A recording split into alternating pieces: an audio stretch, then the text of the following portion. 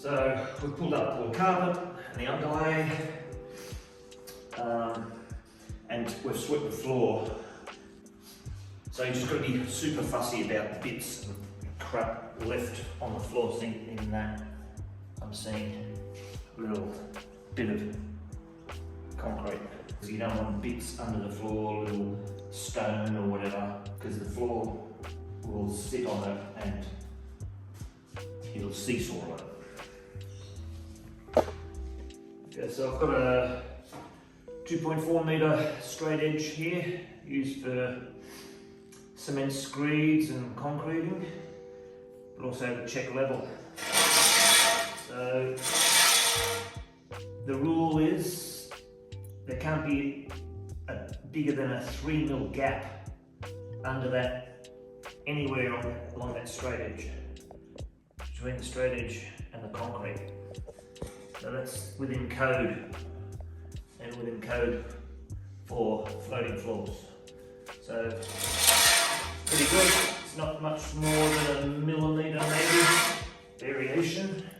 If there was variation, like a dip, a gentle roll, gentle is okay, but anything severe where the floor will seesaw on a hump or deflect into a dip has to be filled with a self-leveling compound, an engineered cement product, K15 or Sika level top,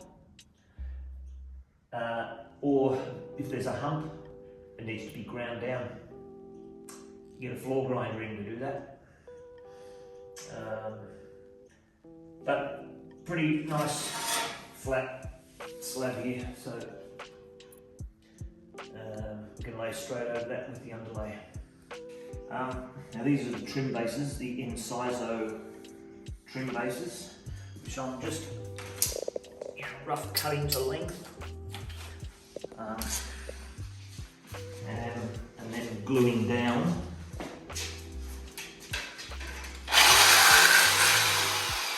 Once we lay the floor, the top of the trim cover will press into that track for a neat finish. These Incisos have two sides.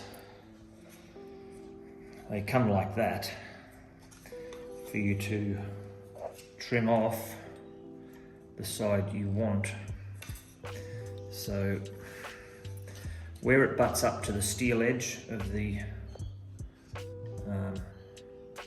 bathroom and the laundry, there's a little slot there that you use to cut with that little cutting tool, the blade there.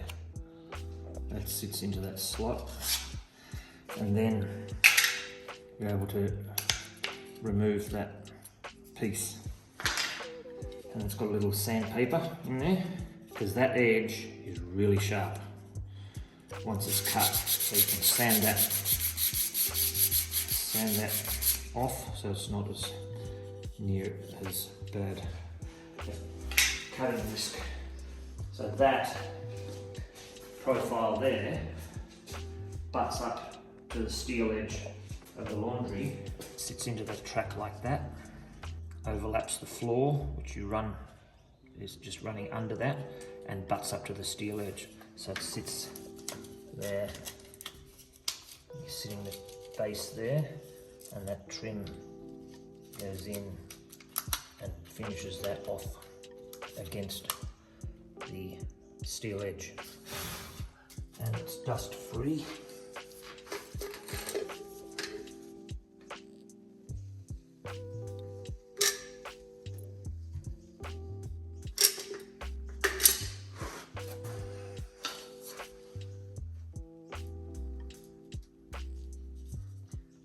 Gauge how far away from that steel edge you need it, with an offcut of the trim top. The carpet one is a bit different. You're cutting off the other side of the trim as well. It's got a little notch there to start it.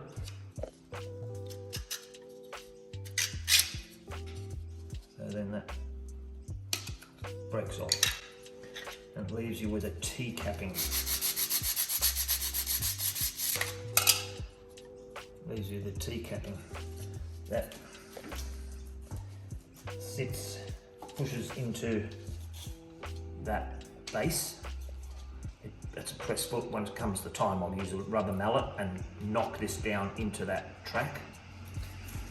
So you just want to make sure that base is close enough to the carpet that the trim overlaps the carpet all the way along. Right. And ideally directly in the door frame there. So it's sitting under the door perfectly when the door's shut. Okay. So that's why you're cutting the carpet sitting into that door frame fractionally, because you're wanting this trim to overlap the carpet a little, by at least 5 mil, and then the floor by about 5 mil. It has the, once it's pressed into that track, it has the effect of clamping the floor down. The carpet is clamped down and the laminate floor is also clamped down. So normally what I do is lay a couple of rows of underlay, lay the floor out to the edge of those 2 rows. This is 1 metre wide, so it's 2 metres out. And then I'll move the cutting operation onto the new floor and continue on.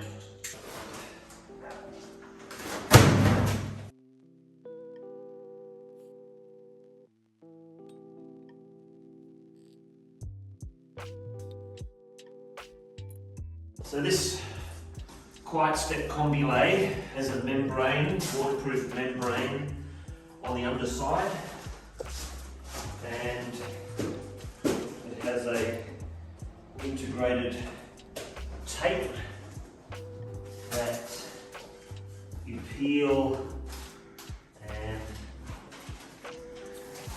stick on the previous row. So this needs to be reasonably close, those rows. So now we're ready to lay the first row. What I have normally are little wedges, because you've got to pack the new floor out from the wall to provide an expansion gap. Because if you don't leave an expansion gap around the perimeter, and I mean every inch of perimeter, including door frames, what happens is the floor expands with humidity, and if it's got nowhere to go, it hits the walls, it's got nowhere to go but up, and that's where you see problems occur, because not enough gap has been left, or sometimes no gap, and it balloons up because it's got nowhere to go, and you get bulges in the floor, and it gets like a trampoline. So it's really critical that enough gap is left around every bit of perimeter. So on the starting row, it's the first row here. Most laminates, flooring floors, engineered timbers have a tongue on one side and a groove on the other side. I start with the tongue against the wall and move away. And so the first row, you don't need that tongue. All it's doing is taking up space in that gap that I talked about for expansion. So this whole first row, I rip that tongue off, so it leaves a maximum gap between the top surface you see and the wall to provide that expansion.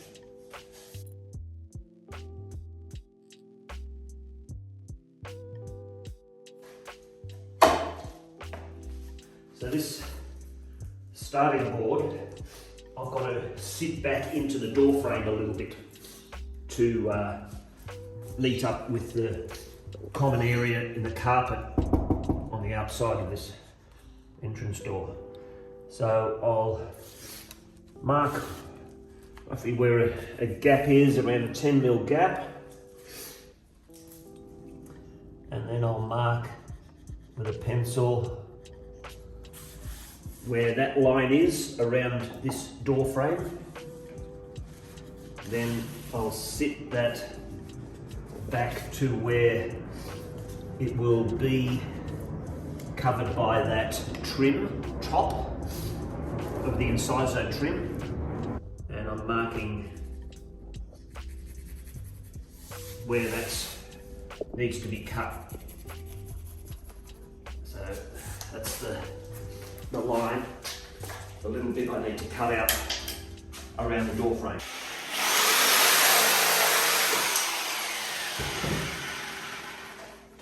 Now I'm using a very fine cutting blade on the jigsaw to give a fine finish on the top, or you can use a downward cutting blade, which actually gives a fine finish on the top. Or you can cut the board from underneath, turn the board over and cut it from underneath, and that gives a fine finish on the face side.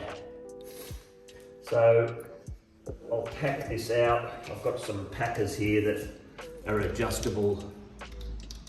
You put two together and they adjust out to 10-12mm. So I'll put that in there. I'll pack this one out that far, and then I'll do the same here at every joint. Every joint in that first row needs a packer behind it. We'll see how straight the wall is, because the floor's dead straight, so it reveals any ins and outs of that wall. But for the first row, I'm going to cut that tongue off every board. So it gives maximum gap there for expansion.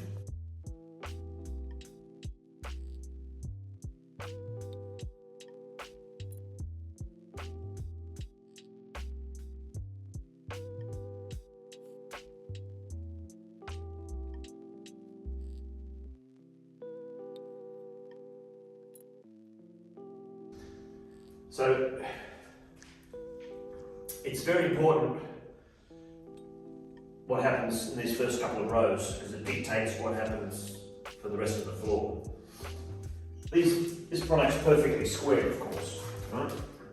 So you know that it's straight and it highlights variations in the walls.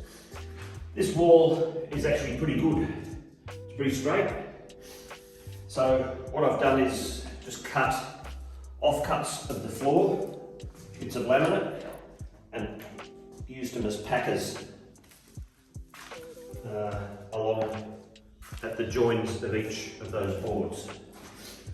There's a bit of variation, so a few of these wedges can take up that slight variation. You can fiddle around with it, so it gives an even gap and gives you a nice straight starting line. So as well, aesthetically, it's important, and structurally, to have a decent overlap. So you can see that's a full board I've started with. So I really want, see, that's the offcut from the end of that first row. That's too little to have an overlap. It's only a couple of inches. So what you want is, you know, a third or a half board, but you don't want the joins for every second row to be in the same place, because it looks too prefabricated, looks too fake. What you want is a random overlap, a random pattern across the floor, or what appears to be random. So I've now cut about a half board. Doesn't need to be anything specific. I've cut half the board, roughly, to start that second row. Alright. So again, I'll check that the gap there is okay, where it meets that channel for the trim. And I'll rotate that in, so just ease that in. So this uni-click joining system, as most engineered and laminate floors have nowadays, is pretty foolproof. So you engage, this is how I do it. I engage the end first, and then I'll rotate this floor up and knock it in with my hand. So it's engaged there, and rotate that in. So it engages. So you're rotating the board, engaging the tongue and groove, and then sitting it flat down on the floor. And that has that join engaged all the way along. So you just repeat that.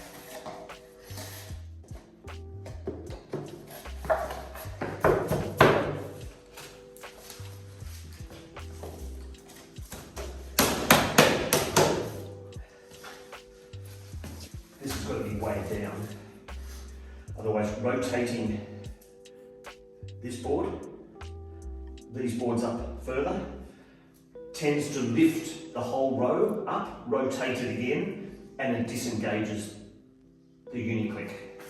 So what I do here is put a weight on that board to keep that row flat at the starting point so it doesn't disengage the joint.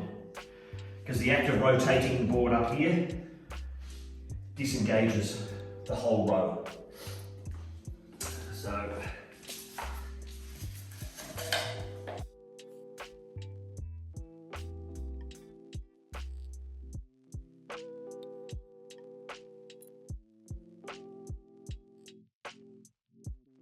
So when I get to here, that's the way that you always work with the tongue away from you, because that's where you've started, with the tongue against the wall. To cut this last piece, I mean, you can use a tape measure to maintain that, you know, about a 8 or 10 mil gap, but I do it this way. I flip the board over, and that tongue there is providing about a 4 mil gap. If you run that right up against the channel, but you're wanting more than that, so I'll then cut more away. I'll just mark a point about another 4 mil short of this adjacent board, the previous board. So the tongue plus that bit I'm cutting it short will provide about an 8 mil gap at the end here. Now I'm used to cutting in a straight line with a jigsaw. This is the only tool I use on site, I must say. You can take a drop saw. A lot of guys use a drop saw, but a drop saw is not going to help you ripping the lengths of these boards. So you have to use a jigsaw to cut the length, or a circular saw. So the jigsaw does it all. So that's really what I take. So you can cut freehand, which I do because I'm used to cutting lengths, or you can use a square. So where I marked there, I'll mark a line across the board, and I'll cut. That's the piece I'm using because that's the tongue that goes into that previous board. So I'll cut that side of the line I've marked.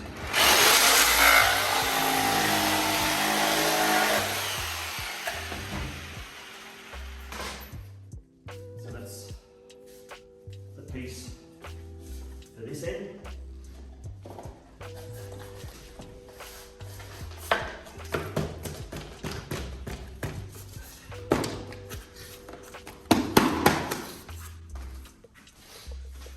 And then this is used to start another row. So we're up to the third row. That's the offcut from the first row. You don't want to chuck it out because it's all waste. So I'll start the third row with the offcut of the first row. So that's the offcut of the third. When you're getting a small piece like that, you actually engage it into the next board separately, and then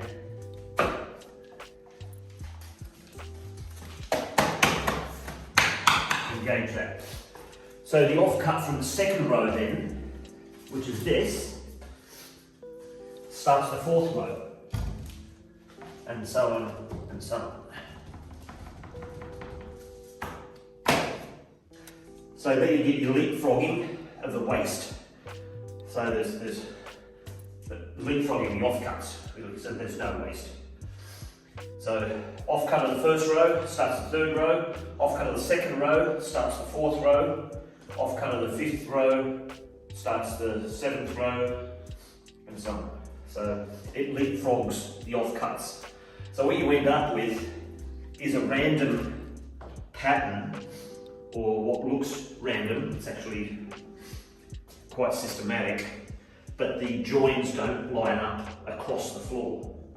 You want to avoid that look of joins lining up like a brick wall, because it's not very attractive.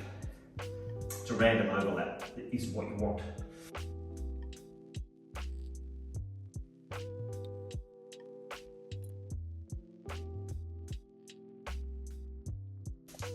Now we've reached pretty much the end of the underlay row. We're going to move everything across to this side, and so that gives us a clear area to continue on and complete the floor.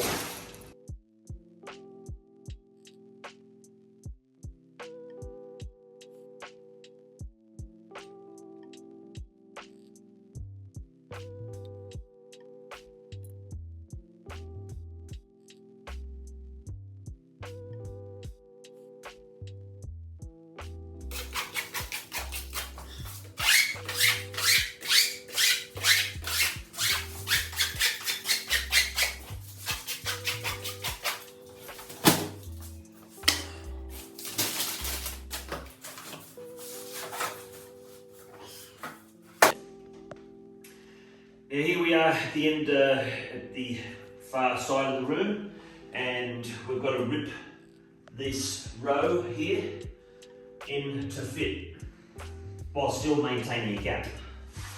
So this is the offcut I'm using here. I'm flipping it over, so this is the way it should go in.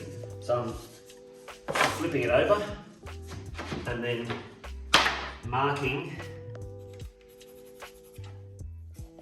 where that needs to be cut. So that'll give me the right gap there, and then you can use a tape measure too, of course. And then mark that. That should be the piece that sits in there.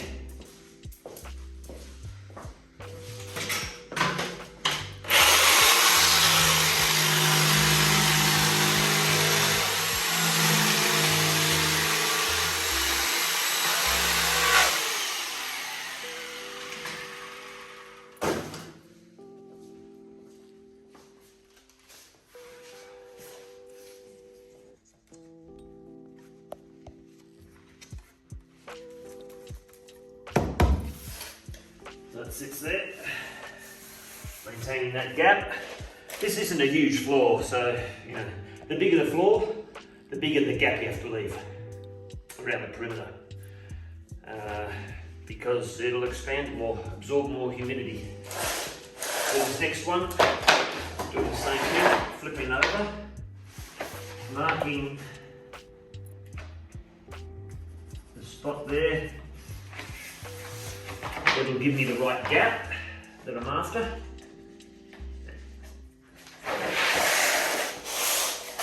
I'm marking it with a full board, and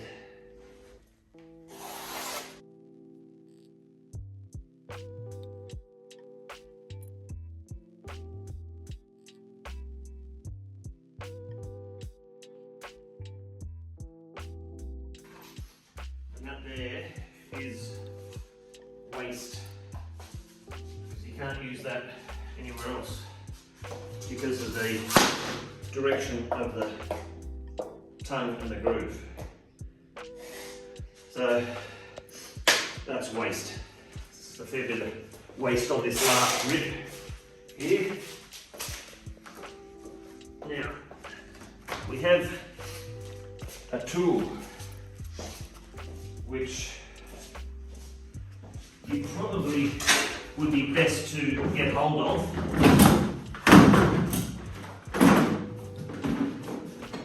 One of these.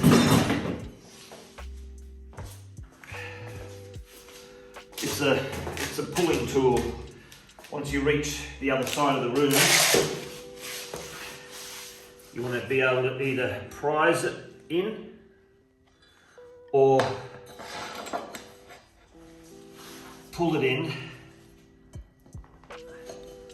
by knocking a hammer against this block, and that will pull this row in. Now, sometimes I've got strong fingers, so I can just pull that in and there.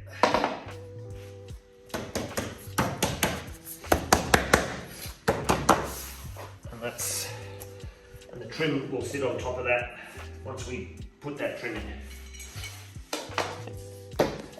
So I've reached this little hallway, if you want to call it that, and so I've got offcut here, the one I normally start a row with, and so these are steel door jambs. You can't undercut them and slip the floor under because they're steel, so you've got to neatly cut around them in a zigzag and leave a really nice clean edge that you can use a caulking compound, a latex based filler that you get at Bunnings. Comes in various colours, timber colours, to get close to the colour of the floor, and then you tool it off flat, which I'll show you later. But this is the minimal gap that you leave around the frame. Because of this floor expands outwards from the middle, the floor will actually expand this way when it absorbs humidity.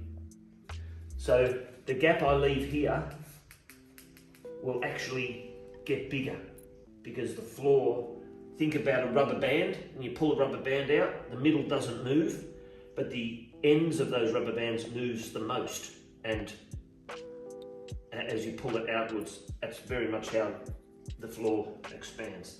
So this gap here will get bigger, and this gap here will get smaller as the floor moves into that gap and moves this way. So I'm going to leave a smallish gap around this door frame.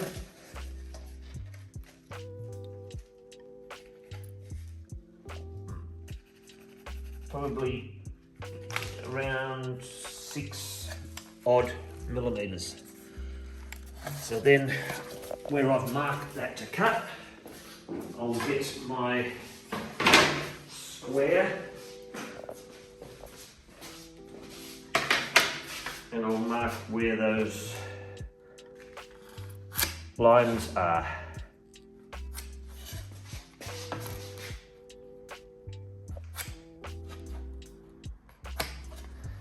So that's where I cut.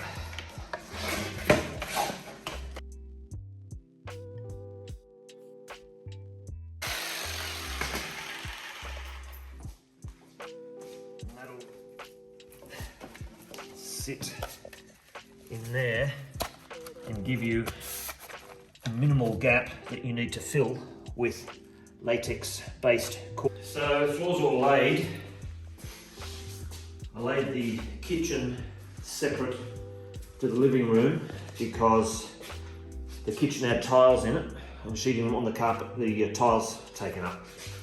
So I've used that same inciso trim with that side cut off it. And so that will push into that track there once I cut the full piece to length, and it'll push down on that surface and the lower surface and give an identical match of the colour and the wood grain of this floor. That's why I like them. They're pretty versatile.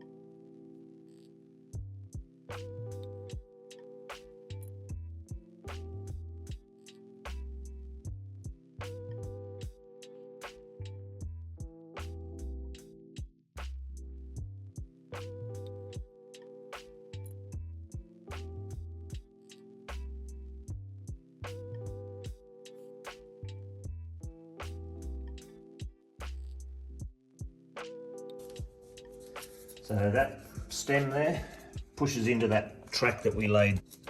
And if you have located that track right, that should sit in there with no notching out of the door frame required. If you've got the track too far this way, you're going to have to notch out the top cover a little bit to clear the door jamb.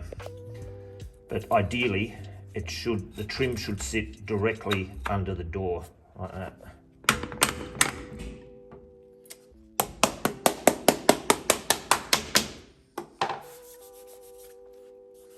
I normally like to do the filling around these steel door frames before I fix the skirting in place, because you can just get under the skirting spot. Now this filler is vanilla, and it actually darkens as it dries. So you've almost got to choose the lighter one because it will darken.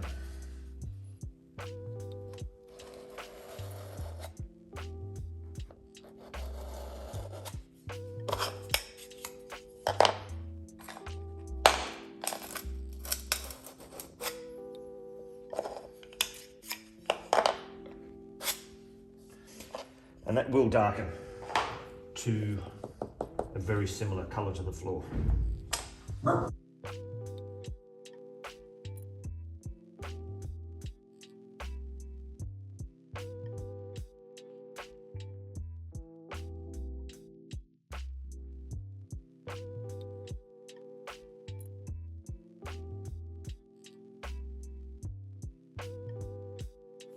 And then these skirtings will be fixed in place with a little reverse mitre, like that. Because you want to bring the skirting to the end of the wall, not into the door frame, really. It's just, again, it's an aesthetics thing. So we're using a half splayed skirting board here, and because of this kickback profile, you actually have to do a trick on the inside miters so you never get a gap where the 45s meet. So this is going in the fridge bay, and what I do is I cut out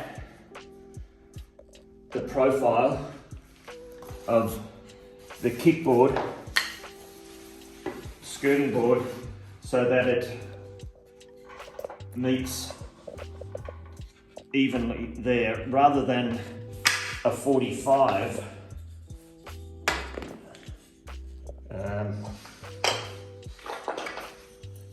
See, a 45 internal, it might look okay at the start, but that is so easy to move, and if the skirting boards shrink, you get a gap where they meet there. It's too critical, that joint. Whereas doing this, there's no issue. The skirting boards can shrink and you still get a tight joint.